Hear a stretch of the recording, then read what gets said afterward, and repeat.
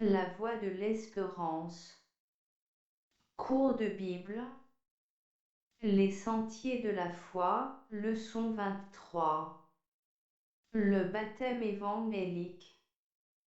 C'est avec juste raison que les chrétiens considèrent le baptême comme un sacrement d'une extrême importance. Mais dans l'ensemble ils ne lui attachent pas la même signification et ne le pratiquent pas de la même manière. Les uns y voient le moyen providentiel qui efface le péché originel et accorde à celui qui l'a reçu une vertu sanctifiante qui l'accompagnera durant sa vie entière. Les autres y discernent un pur symbole, le signe de la mort du vieil homme et de la naissance de l'homme nouveau, c'est-à-dire de l'homme régénéré par le Saint-Esprit. Certains administrent le baptême par aspersion, d'autres s'en tiennent à l'immersion. Enfin, les uns préconisent l'application du baptême aux petits enfants, voire aux nouveau-nés, et les autres n'y voient d'utilité que s'il est appliqué aux adultes. Cette leçon a précisément pour objet d'étudier renseignements des Saintes Écritures sur le sujet du baptême. Nous ne voulons accepter d'autre opinion sur cette question que celle qui est exprimée dans la révélation écrite. Le baptême de Jean. Pendant longtemps, les Juifs ont exigé le baptême des païens qui demandaient à être admis dans leur communauté. Mais ils n'ont pas donné à cet acte le sens que le Christ allait lui donner. Le précurseur de Jésus, Jean, surnommé le Baptiste, a été le premier à présenter le baptême dans sa véritable dimension biblique, comme le signe extérieur d'une transformation intérieure, comme une confirmation publique de la repentance et de la conversion, comme un rite dont l'abandon volontaire par un être humain lui coûterait la vie éternelle, puisque le baptême fait partie intégrante du plan divin de salut.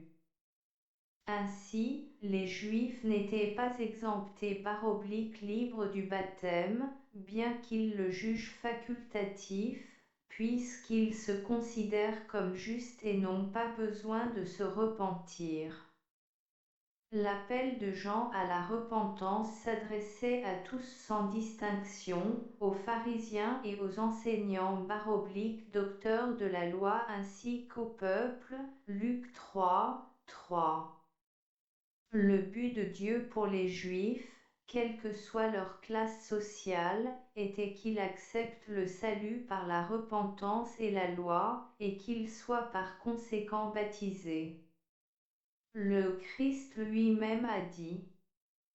Et tout le peuple qui l'a entendu, Jean, et même les collecteurs d'impôts ont justifié Dieu en étant baptisés du baptême de Jean, mais les pharisiens et les maîtres de la loi, en n'étant pas baptisés par Jean, ont rendu le plan de Dieu nul et non avenu à leur égard. Luc 7, 19, 30. Cette déclaration prouve l'importance du baptême d'eau dans la vie du croyant. Comment Jean-Baptiste considérait-il le baptême?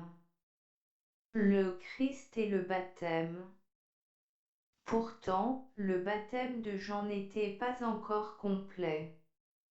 Jean lui-même déclare, en parlant du baptême que le Christ allait instituer. Moi, je vous baptise d'eau, mais il vient celui qui est plus puissant que moi, et je ne suis pas digne de délier la courroie de ses souliers. Il vous baptisera du Saint-Esprit et de l'eau. Luc 3, 16. En introduisant le Saint-Esprit comme élément permanent dans la vie du croyant baptisé, le Christ donna toute sa signification au baptême d'eau prêché et pratiqué par Jean-Baptiste. Il fut lui-même baptisé par Jean, l'âge de 30 ans, Luc 3, 23, et reçut en sortant de l'eau une mesure exceptionnelle de l'Esprit Saint. Alors Jésus vint de la Galilée au Jourdain vers Jean, pour être baptisé par lui.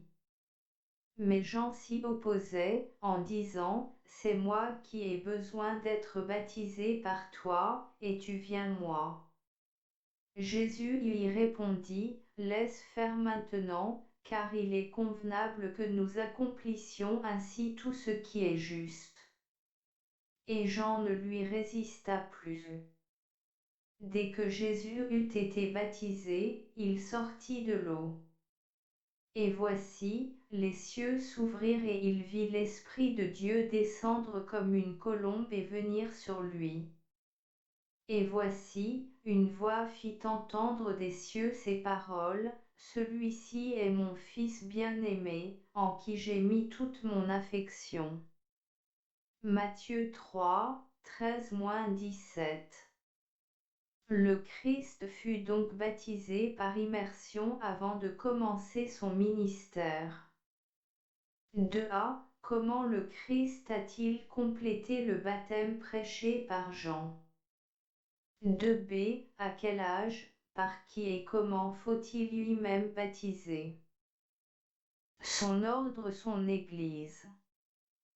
Et il a donné l'ordre à son Église, jusqu'à la fin des siècles, de pratiquer le baptême.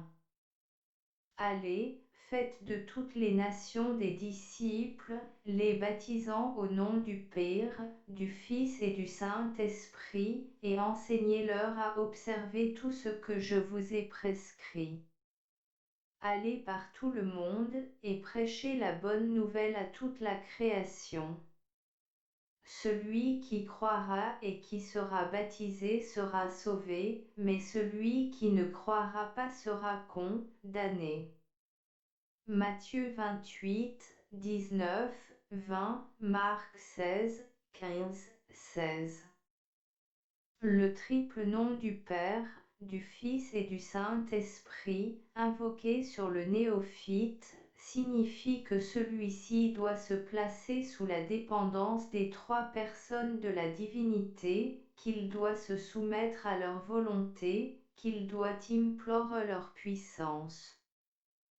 3. Quel ordre a-t-il donné à son Église? Un symbole de mort et de vie. Que signifie exactement le baptême?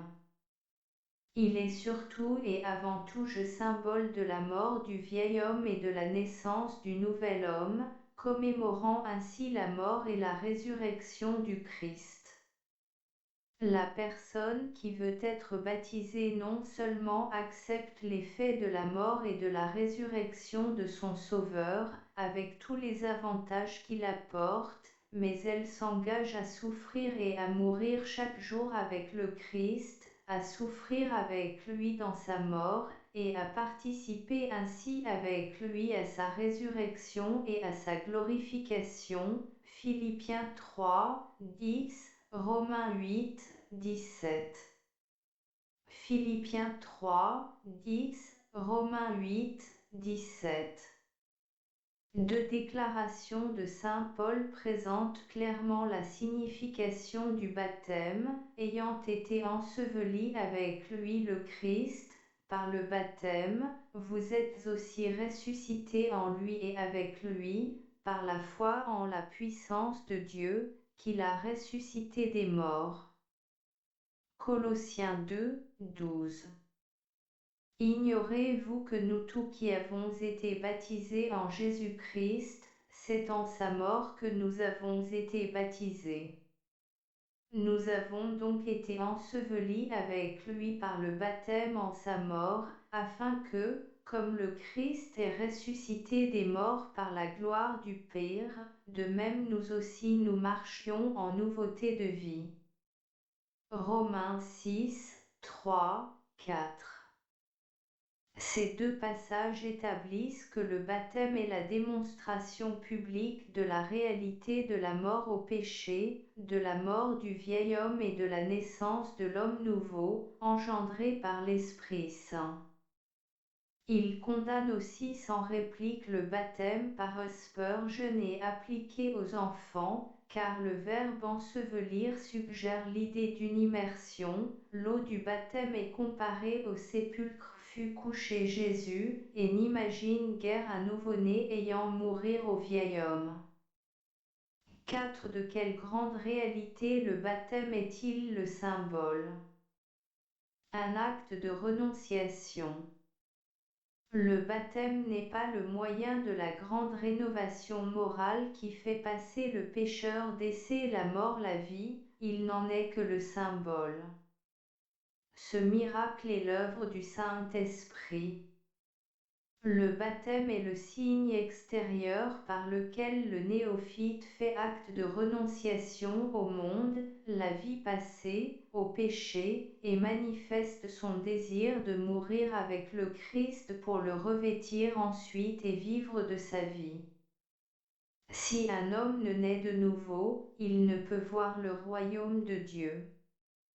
Si un homme ne naît d'eau et d'esprit, il ne peut entrer dans le royaume de Dieu.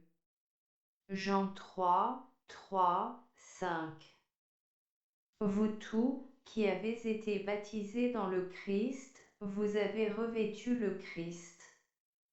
J'ai été crucifié avec le Christ, et si je vis, ce n'est plus moi qui vis, c'est le Christ qui vit en moi. Si quelqu'un est dans le Christ, il est une nouvelle créature. Les choses anciennes sont passées, voici, toutes choses sont devenues nouvelles. Galates 3, 2, 2, 20, 2 Corinthiens 5, 17. Si donc vous êtes ressuscités avec le Christ, cherchez les choses d'en haut, où le Christ est assis à la droite de Dieu. Affectionnez-vous aux choses d'en haut et non à celles qui sont sur la terre, car vous êtes morts, et votre vie est cachée avec le Christ en Dieu. Colossiens 3, 1, 3. 5a. Par qui la grande rénovation morale est-elle opérée? 5b. À quoi le croyant renonce-t-il et quel est désormais son objectif? Les conditions du baptême. Pour être valable, le baptême requiert du candidat deux conditions au moins, la repentance et la foi.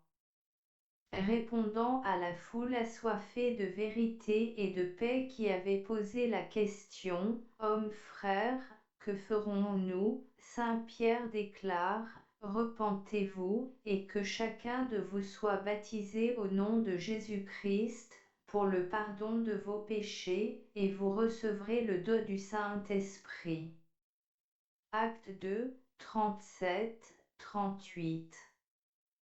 L'eunuque éthiopien pose aussi la question, « Voici de l'eau, qu'est-ce qui empêche que je ne sois baptisé ?»